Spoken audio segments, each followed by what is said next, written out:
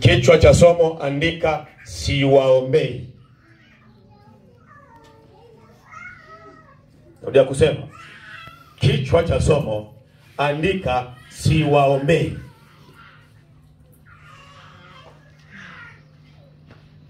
Naona kuna watu sura zinabadilika. Wengine walijipanga kwa maombi mazito. Naona kichwa cha somo kimekutoa kwenye reli kabisa. Narudia kusema, kichwa kinasema siwaombei.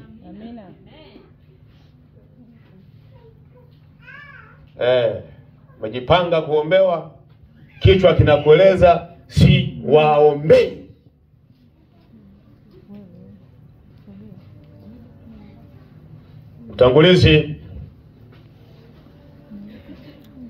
Utangulizi unaofuatana kichwa hicho cha somo.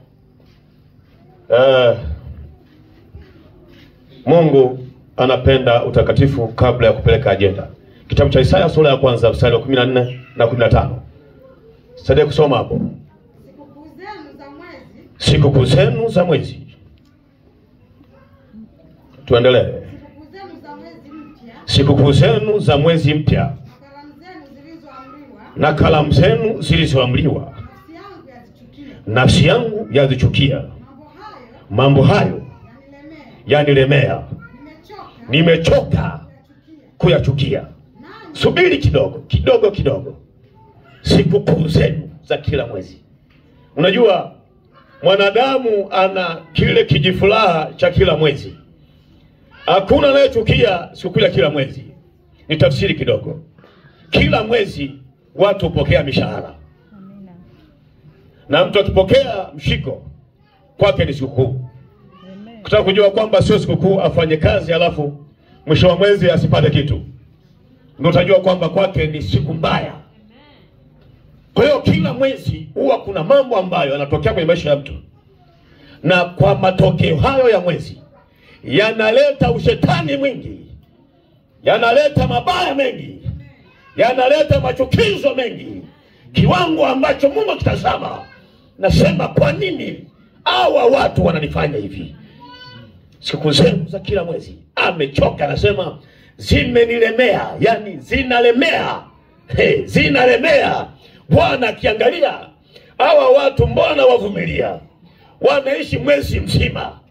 Wanapojipongeza, mbona wanajipongeza kwa mabaya? Endelea msemo unaofuata, nasemaje?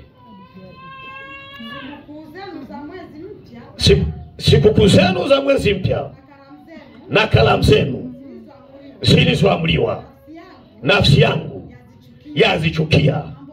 Mambo hayo yanilemea. Nimechoka kuyachukua. Kwa sababu hiyo, hata kama mkiomba mkikunjua mikono, anasemaje? Bwana anaficha macho. Watu wa aina hii wanapokunjua mikono yao, maana yake hata kama wanafanya sikukuu, ila bado ni wahitaji. Bado kuna mambo yanatakiwa wamwombe Mungu. Hata kama ungekuwa nani, hata ungefanya nini, hata ungepata nini, bado kuna jambo ambalo linakulazimu kunjua mikono. Kama sio kwa kusema, utakunjua mikono. Kama sio kunjua mikono, basi kinywa chako kitasema. Anasema, nanyi kunjua hapo mikono, sitafanyaje?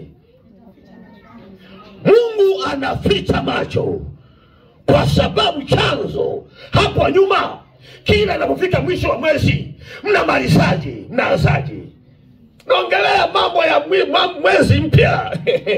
Kama hujamjua shetani wa mwezi mpya, ndio namleta hapa na kuletea shetani wa mwezi mpya uweze kumwelewa anavyopelekesha watu, anavyoangusha watu, anavyoleta mateso, na anavyosababisha Mungu achukie na alemewe na akatae kusikiliza hata maombi.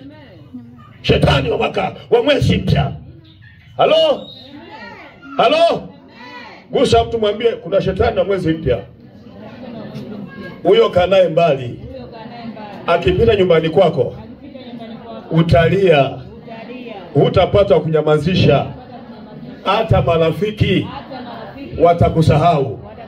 Wanaanzia kwa ndugu yao shetani wao wa mwezi mpya, wa mwezi mpya, na kwa sababu hiyo Mungu amechukia.